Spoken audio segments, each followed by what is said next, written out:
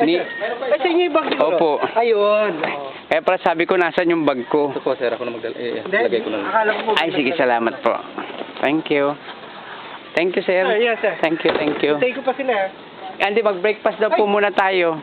Baka hindi po ako kasama. Hindi po kasama po. Kasama po. Sa lahat po.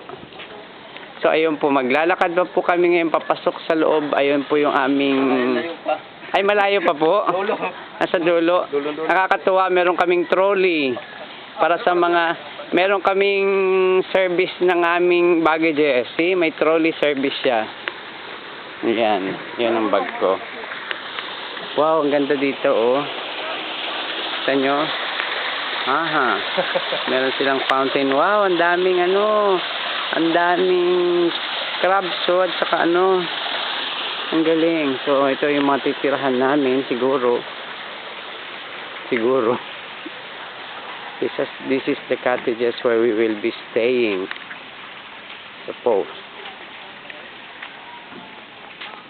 Ano yun? Meron kayong ano?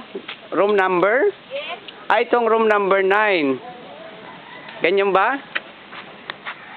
What room are you, Doc Aga? Room 9 po.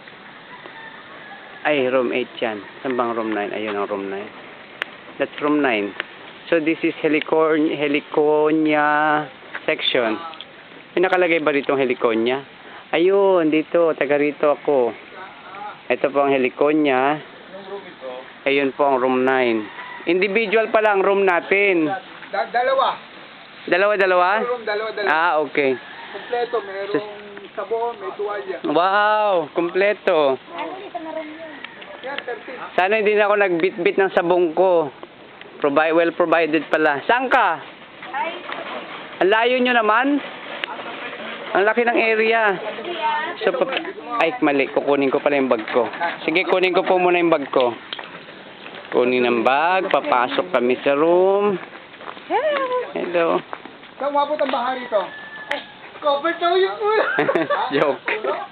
Bubo? Buti bubo? Ayan, ang galing naman. Okay, meron po rito mineral. Pagpasok. So, this is room 10. Ito ang room 9. Dito ako. Welcome to room 9. This is my room.